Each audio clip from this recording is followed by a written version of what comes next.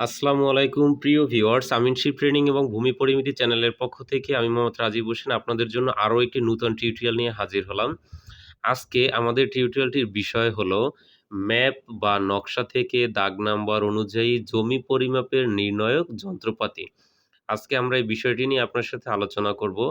একজন সার্ভেয়ার যখন জমি পরিমাপ করেন অবশ্যই তাকে সব বিষয়ই জানতে হয়। তা না হলে কিন্তু সে প্রপার সার্ভেয়ার হিসেবে মাঠে কাজ করতে পারবে না সরেজমিনে। সেক্ষেত্রে আপনাকে আ এমন কাজ হতে পারে যে আসলে এখন আপনি জমিটি মাপলেন, আমাদের নকশা থেকে বের করে দিন যে এখানে কত জমি আছে। অবশ্যই সেই জমি যখনই আপনি পরিমাপ করতে যাবেন তখন আপনাকে কিছু যন্ত্রপাতির প্রয়োজন হয়। যেই যন্ত্রপাতি সম্পর্কে অবশ্যই আপনাকে জানতে হবে। তা না হলে কিন্তু আপনি সঠিক একটি মাপ দিয়ে তাদেরকে বের করতে পারবেন না। আমরা আজকে শুধু সেই যন্ত্রপাতির যেগুলো আছে আমরা সেটি জানবো যে আসলে কি, কি প্রয়োজন হয়। ১ নম্বরে হলো আপনার মেজারিং টেপ ফিতা। মেজারিং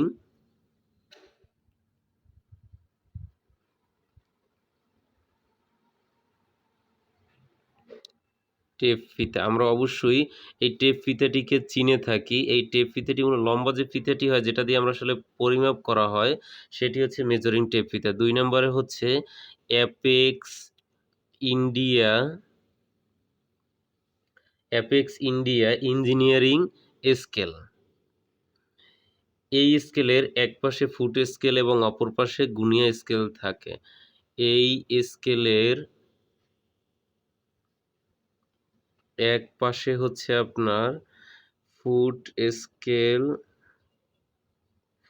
এবং অপর পাশে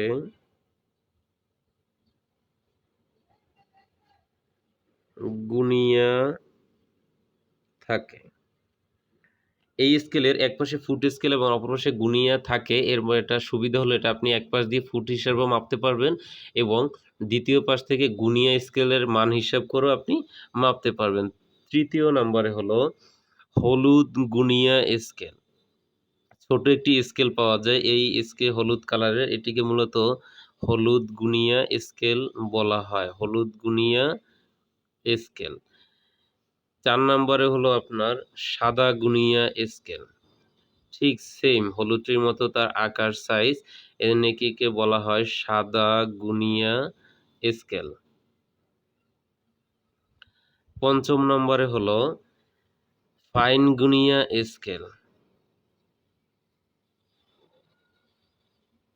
আসলে প্রত্যেকটি স্কেলের এক ধরনের কাজ থাকে। তাই একজন সার্ভেয়ার হোক বা আপনি যদি এটি পরিমাপ করতে চান অবশ্যই আপনাকে প্রত্যেকটি স্কেলের সঠিক পরিমাপ আপনাকে জানতে হবে যে আসলে কোন স্কেলটি দিয়ে কি কাজে ব্যবহার করা হয় এবং কোন স্কেলের মান কত এটাও আপনাকে জানতে হবে।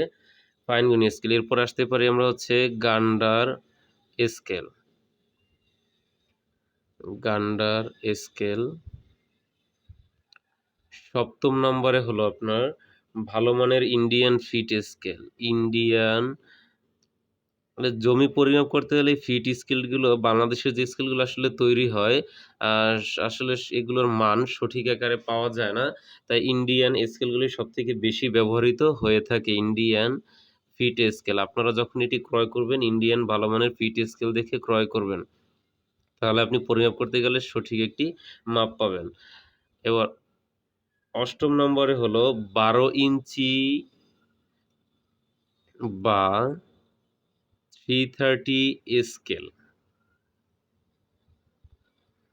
এই স্কেলেরও একটি সুবিধা রয়েছে যে এই স্কেল দিয়ে আপনি পরিমাপ করলে ৪,০০০ ফুট পর্যন্ত পরিমাপ করা যায়। এই স্কেলে এই স্কেলে একত্রে ১২ ইঞ্চি বা ৩ স্কেল থেকে ৪,০০০ ফিট পর্যন্ত জমি পরিমাপ করা যায়। তাহলে ৯ম নম্বরে হলো অ্যাপেক্স ইন্ডিয়া ৬ ইঞ্চি গান্ডার স্কেল। ইপিএক্স ইন্ডিয়া ৬ ইঞ্চি গান্ডার স্কেল। ৬ গান্ডার স্কেল।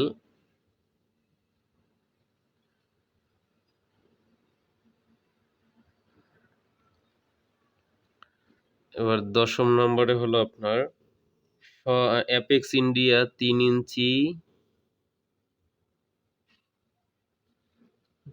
ইঞ্চি গান্ডার স্কেল। আমরা এটিকে জানলাম যে অ্যাপেক্স ইন্ডিয়ার স্বচ্ছ ৩ ইঞ্চি গান্ডার স্কেল। এরপরে আমরা আসবো ১১ নম্বরে। ১১ নম্বরে হচ্ছে আপনার স্বচ্ছ গান্ডার স্কেল।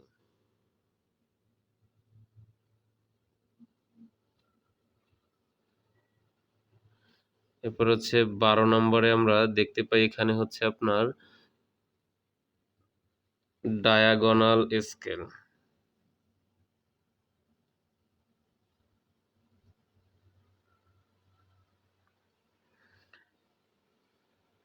১৩ নম্বরে আমরা এখন পাচ্ছি একর কম্বো স্কেল, একর কম্ব স্কেল। ১৪ নম্বরে হচ্ছে স্লাইড ক্যালিপার্স বা ডিজিটাল স্কেল। স্লাইড ক্যালিপার্স বা ডিজিটাল স্কেল। ডিজিটাল। ১৫ নম্বর হচ্ছে আপনার ম্যাগনিফাইং গ্লাস। ম্যাগনিফাইং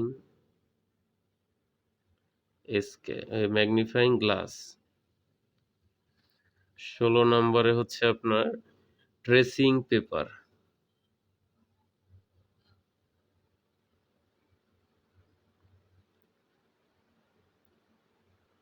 ১৭ নম্বরে হলো আপনার দিক নির্ণয়ের কম্পাস।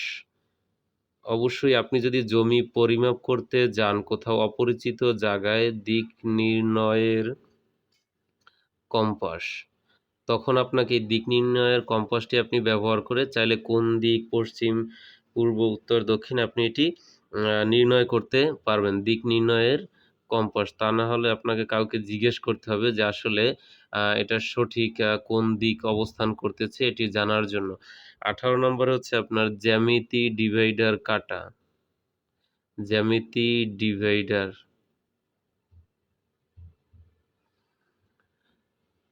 জ্যামিতি ডিভাইডার। এখন হচ্ছে ১৯ নম্বরে আপনার হলো ক্লিপবোর্ড। ক্লিপবোর্ড। ২০ নম্বরে হলো আপনার পেন্সিল। পেন্সিল অথবা আপনার হচ্ছে পেন। ২১ নম্বরে হলো আপনার red lip highlighter. Red lip high red lip highlight pen. ২২ নম্বরে হচ্ছে আপনার হলো ম্যাপ কোড।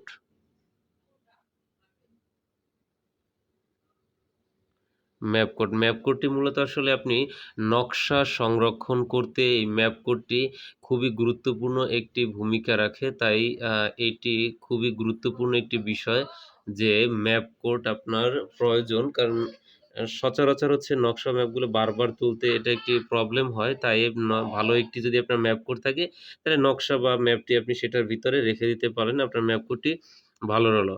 আজকে আমাদের টোটাল বিষয়টি যদি ভালো লেগে থাকে আপনাদের তাহলে অবশ্যই ভিডিওটি বেশি, বেশি শেয়ার করে দিবেন এবং আ লাইক, কমেন্ট করুন। যারা নূতন সাবস্ক্রাইবার আছেন অবশ্যই ভিডিও দেখে ভালো লাগলে সাবস্ক্রাইব করবেন। আজকের মতো এখানেই বিদায় নিচ্ছি। আসসালামু আলাইকুম। আল্লাহ হাফেজ।